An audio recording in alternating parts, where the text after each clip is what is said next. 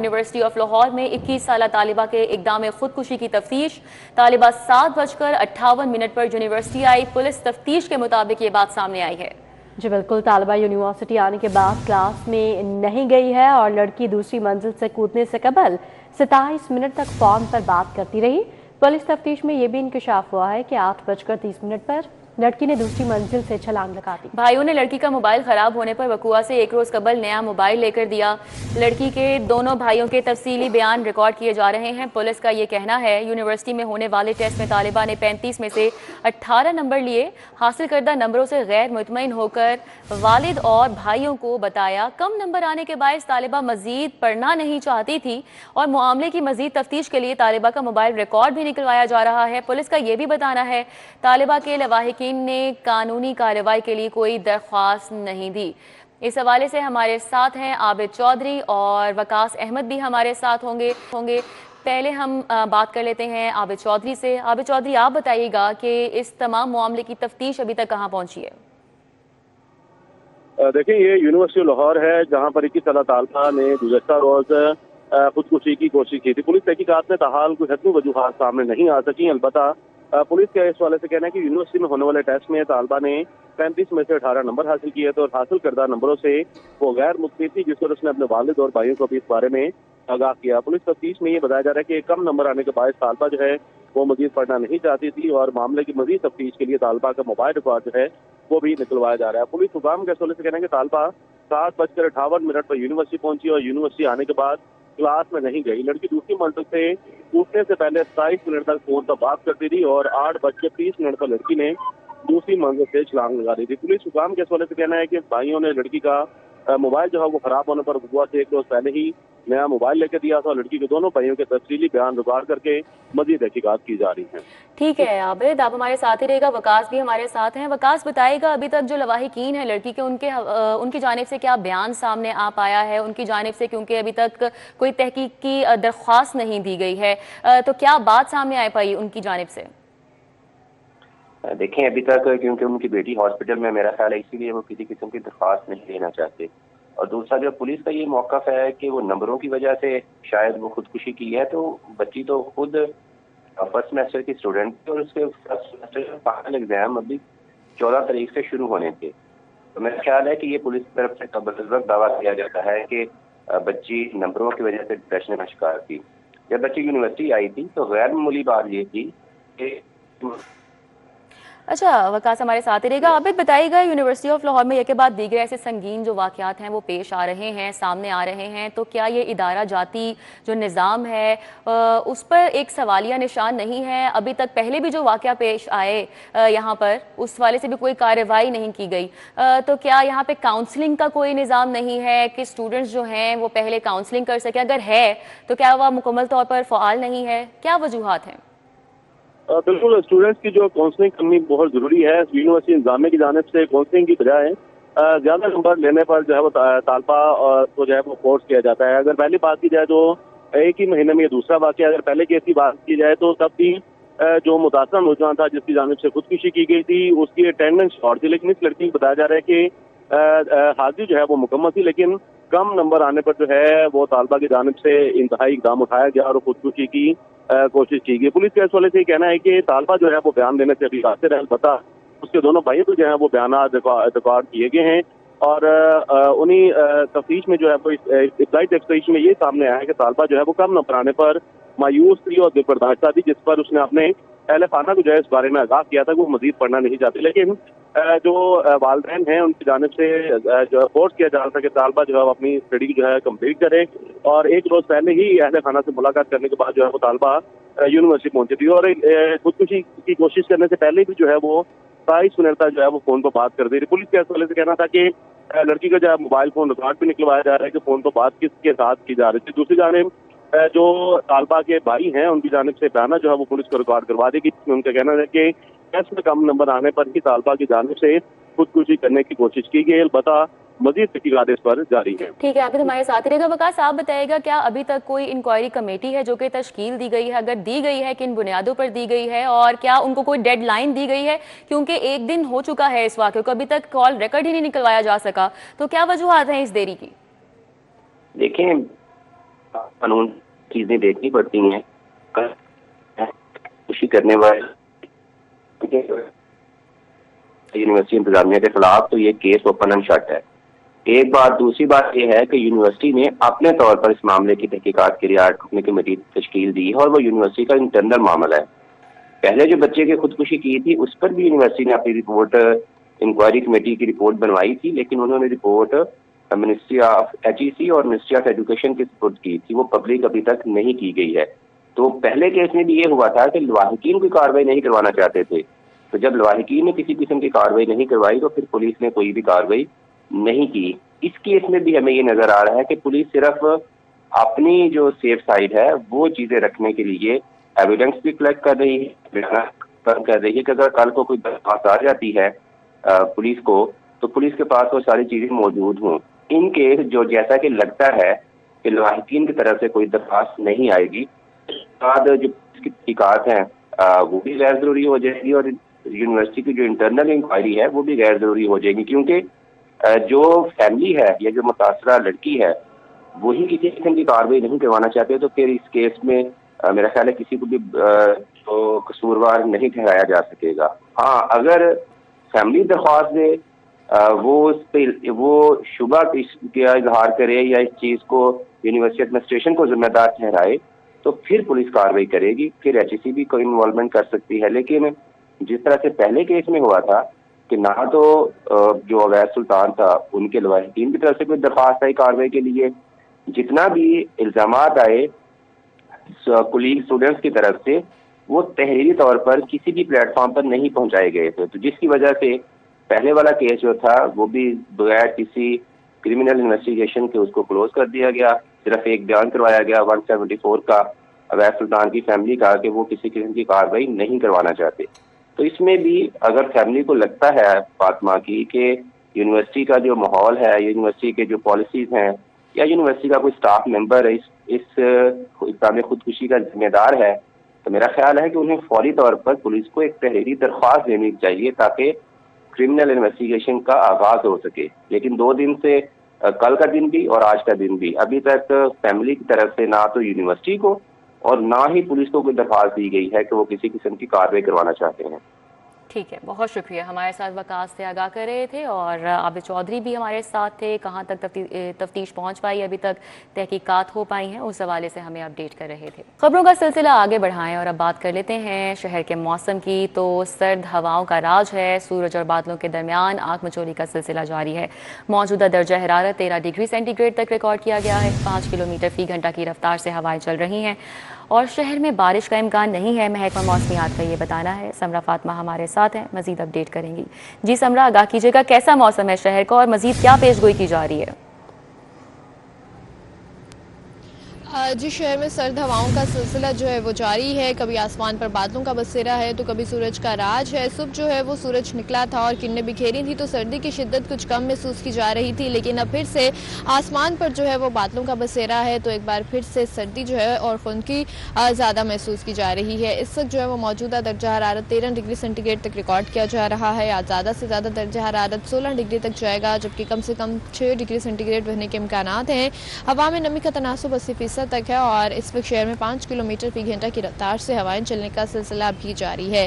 आज भी शहर में बारिश का कोई इम्कान मौजूद नहीं है और महकमा मौसमियात की जानिब से यही कहा जा रहा है कि आइंदा चंद रोज तक शहर का मौसम सर्द रहेगा, खुश्क रहेगा, बारिशें नहीं होंगी। शहर लाहौर में बारिशें नहीं होंगी तो शहरी जो है वो मौसमी अमराज में भी मुब्तला दिखाई देंगे और शहरियों से यही कहा जा रहा है कि एहतियात करें और गर्म मलबूसात का इस्तेमाल करें, बच्चों को, बुजुर्गों को सर्दी से बचाएं और ख़ुद भी सर्दी से महफूज रहें ताकि मुख्तलिफ इक़साम की बीमारियों से भी वो महफूज रह सकें। दूसरी जानिब अगर फ़िज़ाई आलूदगी के हवाले से बात कर लीजिए तो सुबह जहाँ लाहौर 4थे नंबर पर था, 8वें नंबर पर आ चुका है और फ़िज़ाई आलूदगी में भी जो है वो उतार चढ़ाव का सिलसिला जो है वो देखने में नज़र आ रहा है। इस वक्त लाहौर दुनिया के आलूदा तरीन शहरों में 8वें नंबर पर है और आलूदगी की शरह 167 तक रिकॉर्ड की जा रही है। शहर के कुछ इलाके ऐसे भी हैं जिनका फ़िज़ाई मेयार ताहाल ख़राब है और अगर उन इलाकों के हवाले से बात कर लीजिए तो इस वक्त सबसे ज़्यादा आलूदगी की शरह जो है वो सिविल सेक्रेटेरिएट के अतराफ़ में रिकॉर्ड की जा रही है 308, जबकि अस्करी टन के अतराफ़ में आलूदगी की शरह 229 तक रिकॉर्ड की जा रही है। कैंट के अतराफ में 213, गुलबर्ग 2 के अतराफ में आलूदगी की शरह 180 तक रिकॉर्ड की जा रही है। इकबाल टाउन 160, बेडिया रोड के अतराफ में आलूदगी की शरह 158 तक रिकॉर्ड की जा रही है, जबकि मॉडल टाउन के अतराफ में 156 और DH फेज 5 के अतराफ में आलूदगी की शरह 155 तक रिकॉर्ड की जा रही है। माहिरीन की जानिब से ये भी कहा जा रहा है कि शाम के औकात में धुंध जो है वो फिर से शहर लाहौर को अपनी लपेट में लेगी और सर्दी और खुनकी में मज़ीद इजाफा देखने में नजर आएगा। जी ठीक है, बहुत शुक्रिया। हमारे साथ समरा थी, तफसीलन आगाह कर रही थी। पेक्टा का दर्सी कुतुब बनाने वाले पब्लिशर से वसूली करने का प्लान तैयार कर लिया गया है। पेक्टा ने बकाया जात कीमत में 2 अरब वसूल करने की तैयारी कर ली है। वसूलियाँ लाइसेंस में तजदीद न करवाने वाले पब्लिशर से की जाएंगी। इस हवाले से अपडेट करेंगे जुनेद रियाज हमारे साथ मौजूद है। जी जुनेद, बताइएगा। अजी, पेक्टा ने अपने शाहाना अखराजात पूरे करने के लिए पब्लिशर से बकाया जात की वसूलियाँ करने का असूली फ़ैसला जो है वह कर लिया है और इस हवाले से जो गुज़िश्ता माह NOC और तजदीद की फ़ीसें भी बढ़ाई गई थी, लेकिन इसके बावजूद वो पब्लिशर जिन्होंने अपने लाइसेंस में तजदीद नहीं कराई उनसे ये करोड़ों रुपए जो है वो वसूल किए जाएंगे। अगर बात की जाए रिस्क पब्लिशर की जानब से 2 करोड़ 35 लाख और असवा प्राइवेट पब्लिशर की जानब से 2 करोड़ 55 लाख रुपए बकाया जात जो है वो वसूल किए जाने। अरूज पब्लिकेशन से 2 करोड़ 39 लाख और स्नोमैन पब्लिशर की जानब से 4 करोड़ बकाया जात वसूल किए जाने हैं। इसी तरह रहीम पब्लिशर की जानब 3.5 करोड़ और पैरामाउंट बुक की जानब 10 करोड़ बकाया जात हैं। जबकि गुज़िश्ता माह अगर बात की जाए तो NOC की फ़ीस जो है वो 20,000 रुपये से बढ़ाकर जो है वो 1.5 लाख रुपये जो है वो कर दी गई थी, जबकि तजदीद की फ़ीस जो है वो 5,000 रुपये से बढ़ाकर 75,000 रुपये कर दी गई है। और इस हवाले से जो प्राइवेट पब्लिशर्स हैं उन्होंने ये इजाफा जो है वो मुस्तरद किया था और उन्होंने कहा था कि ये इजाफा वो किसी सूरत कबूल नहीं करेंगे। और इस हवाले से एक तो उन्होंने कानूनी चाराजोई करने का फैसला किया है और दूसरा एहतजाज के हवाले से भी मशावरत जो है वो शुरू कर दी है। जबकि पेक्टा ने जो फीसिस बढ़ाई हैं उसके मुताबिक जो है वो बकाया जात वसूल करने का असूली फैसला किया है। जी ठीक है, बहुत शुक्रिया जुनेद। पंजाब में ग्रीन बेल्ट्स और पार्क्स के लिए बनने वाला नया इदारा माली बहरान का शिकार है। 21 अजला में हॉर्टिकल्चर एजेंसीज कायम है, मगर मुस्तकिल बजट ताहाल मंजूर ही नहीं हो सका। सिर्फ एजेंसियां चलाने के लिए 14 अरब रुपए सालाना दरकार होंगे, जराए का ये बताना है। अली रामे हमारे साथ हैं, अपडेट करेंगे। जी अली रामे। अथॉरिटीज़ तो बनाई जा रही, लेकिन उनके मुस्तकिल बजट के ऊपर जो है वो काफ़ी दबाव है, फाइनेंस डिपार्टमेंट के ऊपर भी। अब इसके लिए महकमा हाउसिंग पंजाब की तरफ से कुछ सिफारिशात वो हुकूमत के सामने रखी हैं और ज़राए ने बताया है कि जितनी भी अथॉरिटीज़ अब एजेंसीज़ बनाई गई हैं, ख़ास तौर पर PHAs पूरे पंजाब के अंदर जो कि 21 अजला में उनका हुकूमत ने बाकायदा एक नोटिफिकेशन भी किया, लेकिन उनके मुस्तकिल बजट के ऊपर अभी भी बहस जारी है और बजट ना होने की वजह से ये अथॉरिटी, ये एजेंसी जो है वो काम नहीं कर पा रही। अब PHA को पूरे पंजाब का टारगेट दिया गया और PHA के अंदर फिर एजेंसीज बनाई जाती हैं, जिसके लिए अफरादी कुव्वत वो भी कम है, बजट वो भी नहीं है। लेकिन उसके बावजूद अब फाइनेंस डिपार्टमेंट ने ये भी कहा है कि पंजाब हुकूमत जो है वो ऐसी अथॉरिटीज़ और एजेंसी बनाने से पहले उनके मुस्तकिल बजट के ऊपर जो है वो बात करे। अब महकमा हाउसिंग पंजाब की तरफ से एक तजवीज़ ये दी गई कि पंजाब के जो डेवलपमेंट प्रोजेक्ट्स की स्कीमें हैं, अगर उनसे 2% बजट काट लिया जाए, डिडक्शन की जाए, तो वो बजट जो है वो इन अथॉरिटीज़ और एजेंसीज़ को दिया जा सकता है, जिसका मकसद ये होगा कि ग्रीन पंजाब यानी कि सब्ज़ पंजाब के नाम से ये बजट डिडक्ट किया जाए और ये एजेंसीज़ को दे दिया जाए। अब इसके लिए हाउसिंग डिपार्टमेंट ने जो फंड्स की रिक्वायरमेंट डाली है वो ये है कि 14 अरब रुपए सालाना बजट दरकार होगा इन एजेंसीज़ को चलाने के लिए, अफरादी कुव्वत के साथ साथ ऑपरेशन एंड मेंटेनेंस और फिर डेवलपमेंट के प्रोजेक्ट्स भी। लेकिन अब इस पर हुकूमत जो है वो अब हतमी फ़ैसला करेगी कि आया इन एजेंसीज़ को बजट जो है वो कहाँ से दिया जाए। लेकिन जो माहिरीन है वो ये समझते हैं कि अगर जब अथॉरिटीज़ और एजेंसीज़ पैरेलल डिपार्टमेंट्स बना दिए जाते हैं तो उससे ख़जाने के ऊपर अजाफी बोझ जो है वो बढ़ता है, क्योंकि रेवेन्यू का जनरेशन का प्लान जो है वो एजेंसीज़ के पास इतना ज़्यादा नहीं होता। आज भी PHA को देखा जाए तो स्पेशल ग्रांट्स देकर इनको चलाया जाता है, तो उनका अपना रेवेन्यू जनरेशन है नहीं, तो लिहाजा ये हुकूमत के ख़जाने के ऊपर जो है वो अजाफी अब बोझ होगा, जिसके लिए हुकूमत मुस्तकबिल में फैसला करे। म्यू अस्पताल संगीन माली बद इंतजामी से दौचार है। म्यू अस्पताल के मुलाजमीन की बड़ी तादाद ताहाल तनख्वाह से महरूम है। Senior health reporter Zahid Chaudhry हमारे साथ हैं, क्या वजूहात हैं उनसे बात कर लेते हैं। जी जाहिद चौधरी, आगाह कीजिएगा। ठीक है, मेयो अस्पताल जो है वो जब से मेयो अस्पताल को गुज़श्ता बरस जो है वो माली और इंतजामी खुद मुख्तारी दी गई थी, इंडिपेंडेंट किया गया था, ऑटोनॉमी मिली थी और बोर्ड ऑफ मैनेजमेंट जो है वो मेयो अस्पताल का जो है वो तश्कील दिया गया था, तब से मेयो अस्पताल जो है वो माली बद इंतजामी से दो चार है और अब अस्पताल के जो माली अमूर हैं वो संभालना जो है वो मुश्किल हुए हैं, क्योंकि जो शुबा फाइनेंस है उसमें ह्यूमन रिसोर्स की शदीद कमी का सामना है मेयो अस्पताल को और इसकी वजह से तनख्वाहों की अदायगी तक जो है वो ताखीर से दुचार हो रही है और अभी तक जो है वो गुज़श्ता माह की तनख्वाह जो है वो मुलाजमीन को, डॉक्टर्स को अदा नहीं की जा सकी और इसके साथ साथ जो दीगर जो है वो अमूर हैं वो भी जो है वो मुतासर हो रहे हैं इस सारे जो है वो मामले की वजह से। इसके साथ साथ जो क्रिसमस के ऊपर मसीही मुलाजमीन हैं मेयो अस्पताल के, उनको जो है वो तनख्वाह नहीं दी जा सकी इस साल और इंतजामिया ये कहती है कि अब जो मुतलका बैंक है उसके साथ हम अमूर तय पा गए हैं और अब एक सिस्टम में जो बेहतरी है वो लाई गई है और इसकी वजह से जो है वो अब जो तनख्वाह है वो आइंदा माह से जो है वो रेगुलर हो जाएगी। लेकिन अभी तक ये दावा है, एक साल गुजर चुका, ये अभी तक जो माली अमूर हैं वो मुकम्मल तौर पे जो है वो बेहतर नहीं हो सके। जी, जाहिद चौधरी हमारे साथ मौजूद थे, तफसीलें आगाह कर रहे थे, आपका बहुत शुक्रिया। यूट्यूबर रजब अली भट्ट के वकील मियां अली इशफाक एडवोकेट के लाइसेंस की मुअत्तली का ये मामला है और हाई कोर्ट में मियां अली इशफाक एडवोकेट के लाइसेंस मुअत्तली के खिलाफ दरख्वास्त पर समाअत हुई है। इस समाअत का हवाला बताएंगे मलिक अशरफ जी, आगाह कीजिएगा। जी बिल्कुल, ये यूट्यूबर रजब अली भट्ट के वकील हैं मियां अली इशफाक, उनके लाइसेंस की मुअत्तली का मामला था और अभी अगर हम रिसेंटली अभी बात करें तो अभी पंजाब बार कौंसिल ने मियां अली इशफाक का लाइसेंस आर्जी तौर पर बहाल कर दिया है और chairman Punjab bar vice chairman Punjab bar council की जानिब से ये लाइसेंस बहाल करते हुए मामला जो है वो disciplinary committee Punjab bar council को भिजवा दिया गया है और इस हवाले से जो रिपोर्ट है मियां अली इशफाक के लाइसेंस की बहाली की वो 2 बजे लाहौर हाई कोर्ट में पेश की जाएगी।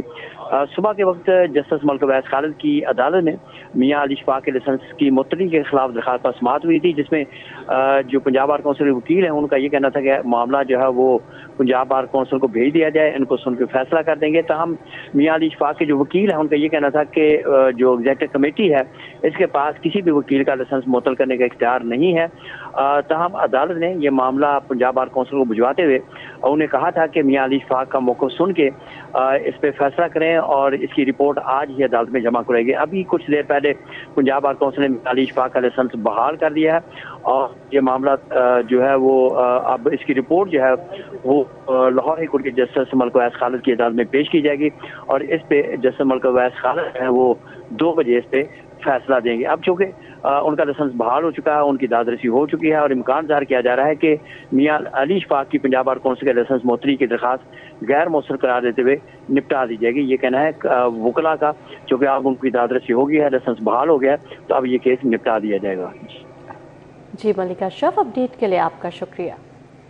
आगे बढ़े, पीजी ट्रेनी डॉक्टर्स का मसला हल हो गया। महकमे खजाना का पीजी ट्रेनी डॉक्टर्स की तनख्वाह का बजट जारी हो चुका है। कितना बजट जारी किया गया है बताएंगे कैसर खोखर। जी कैसर खोखर।